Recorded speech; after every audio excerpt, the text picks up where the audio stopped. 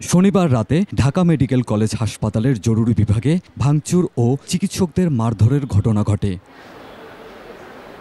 হামলার বিচার ও নিরাপত্তার দাবিতে রোববার সকাল থেকে ঢাকা মেডিকেল কলেজ হাসপাতালের জরুরি বিভাগে চিকিৎসা সেবা বন্ধ করে দেন চিকিৎসকেরা।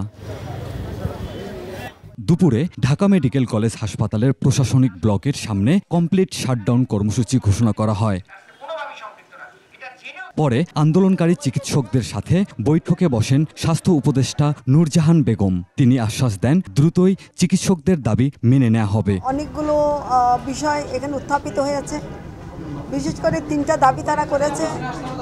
আমি মনে করি এই প্রত্যেকটা দাবি খুবই যুক্তিসঙ্গত দাবি, এগুলো আমাদের অবশ্যই পালন করতে হবে।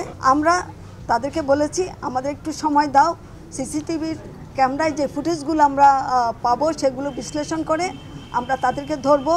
তবে আন্দোলনরত চিকিৎসকরা 24 ঘন্টার আলটিমেটাম দিয়ে কর্মবিরতি স্থগিত করেন। 24 ঘন্টার মধ্যে চিকিৎসকদের নিরাপত্তা নিশ্চিত করা সহ আক্রমণকারীদের গ্রেপ্তার করা না হলে তারা সোমবার রাত 8টার পর থেকে কর্মবিরতিতে যাবেন বলে জানান।